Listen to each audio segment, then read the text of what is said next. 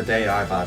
Welcome everyone to the first of a luggage haul thing that I want to do with this channel. So today we went to Warrington and we just did a bit of a shop, got paid, so I thought we both really wanted to get geeky stuff just to really spruce up our home a little bit. In regards to the wallpaper and everything here, this was already here, and then it's something that I just really want to add to. So when I moved into Brandon's, I brought with me all my Blu-rays, I brought with me all of my pop vinyls, and I spent a lot today sorting out the Blu-rays and the pop vinyls. Today while we were in Warrington, I ended up buying more more DVDs, more Blu-rays, more pop vinyls, and including, you kind of already get a sneak peek of it here, an Xbox Series X. So I figure we might as well start with that. So if you guys want to see more haul stuff, then do sound off below and let me know. This is something that I'm quite excited to give a try. I've got another delivery coming tomorrow and some point soon, and it's really exciting and I can't wait to share what I've been blowing my money on. So yeah, straight away we've got Xbox Series X. This is something that I've been meaning to upgrade to for a while because I've been using the S for so long, and Brandon's not long got a Series X.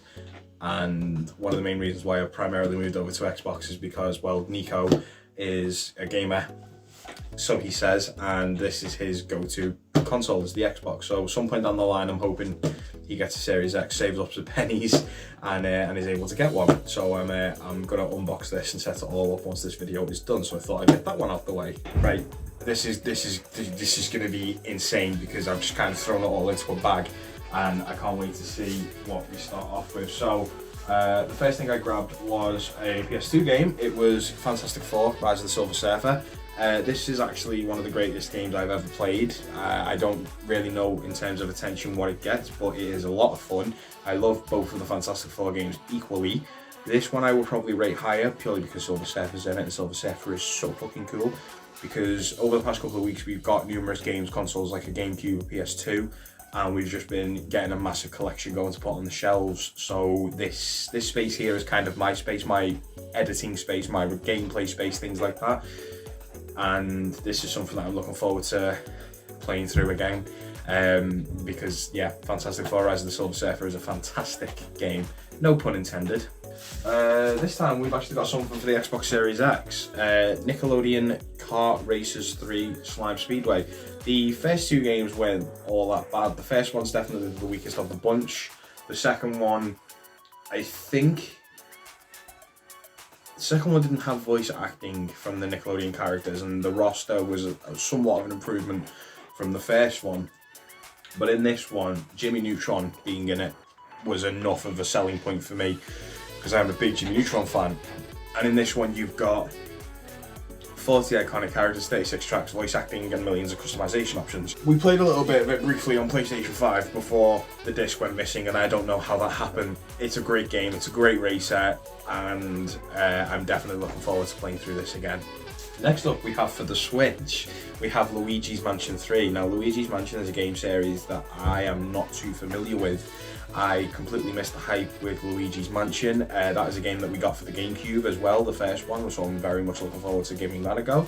And this one, it's Luigi, and it's a character that I am very much in love with in the Mario universe. So Luigi's Mansion, I've heard great things about it, and I'm excited to give it a go, because yeah, we've got a Switch and we've got tons of like exclusives on there, and so I'm looking forward to maybe even recording that as a series.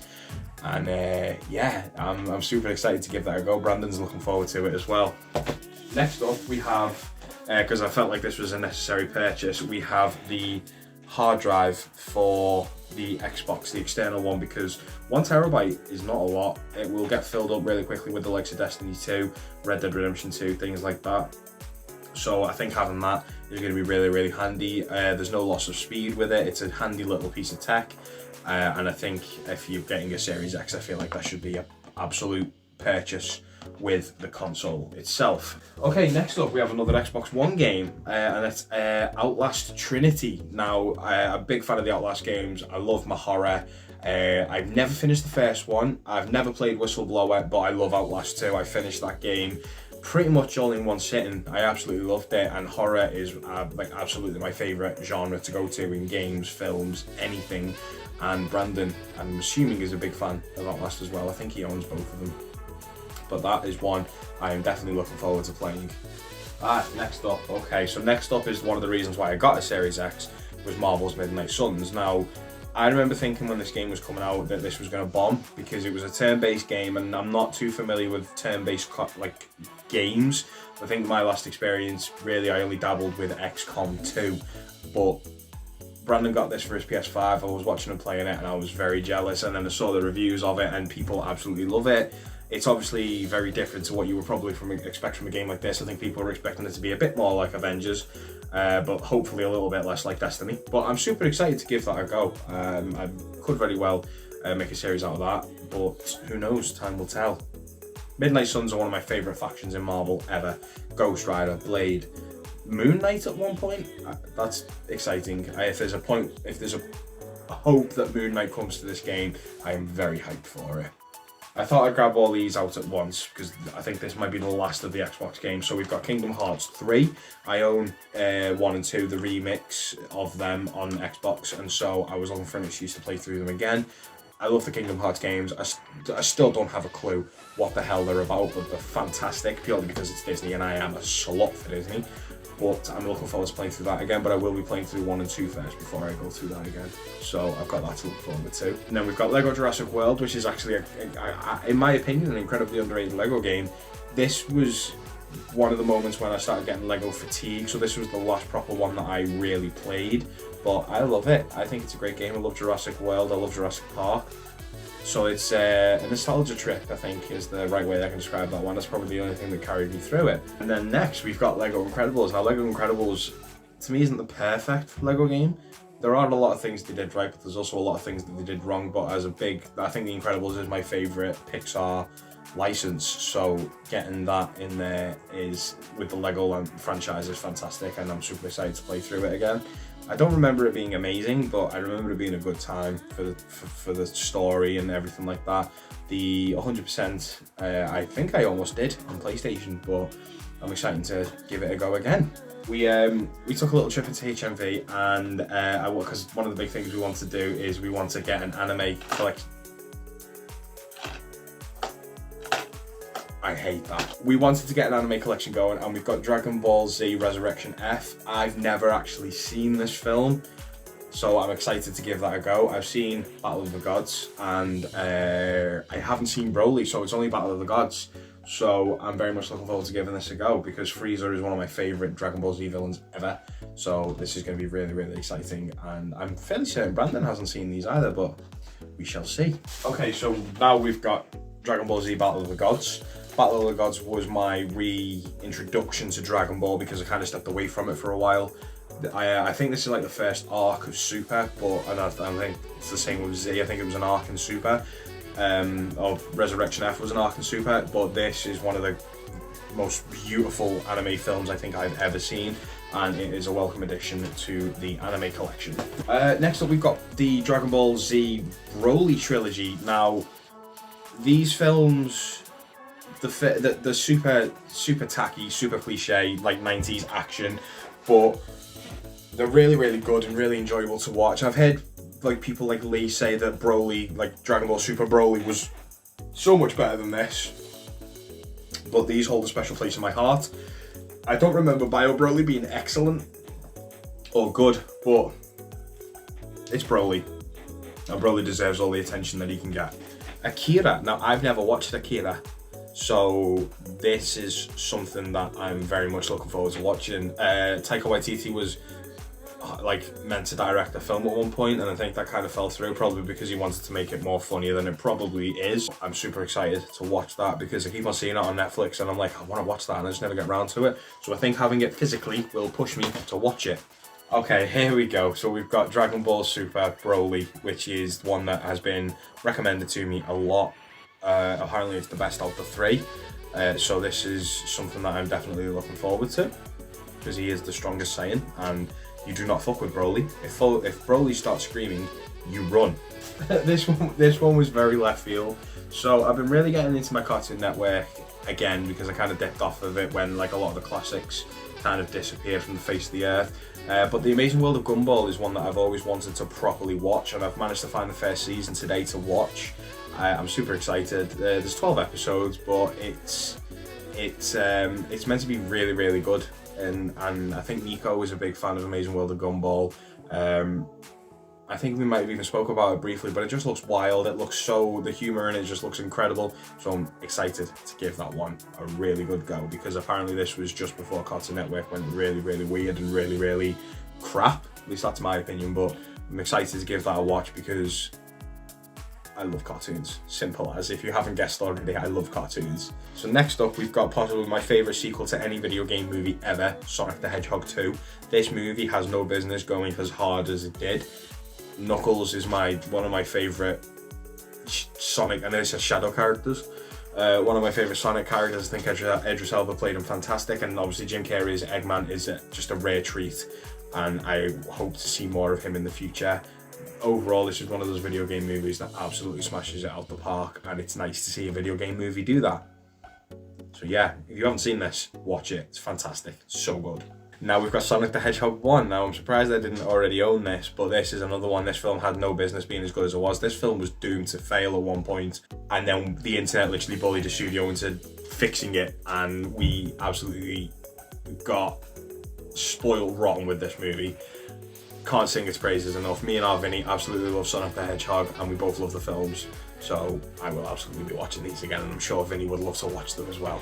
This one's one I've been looking for a while, and Nico, I think you'd appreciate this one, mate. Adventure Time, Season 1. Part of the collection that I wanted to get was Adventure Time, and I was made up my mind to find this today. This was the last copy on Blu-ray. It's mad to think that this got a 12 rating. Like, I would have thought it would have been PG, but this has got a 12 rating. I'm super excited for this. Adventure Time is one of those feel-good programs that I only discovered about maybe during lockdown. I say I discovered it, and oh my god, I absolutely fell in love with it. Them two are absolutely one of my main characters on Multiverses. So, Adventure Time. Come on, grab your friends. Let's binge some Adventure Time. Next up, we've got possibly, in my opinion, if not the best film of 2022, it's definitely top 3 for me. It's The Batman. The Batman had no business being as good as it was. This was a movie I was not worried about, and I think it delivered. The only issue I ever had with it was I feel like it suffers from Dark Knight syndrome a little bit, where it was just maybe 45 minutes longer than it should have been, but it's a fantastic film. Love seeing the shots of Gotham City and love seeing Liverpool in Gotham City.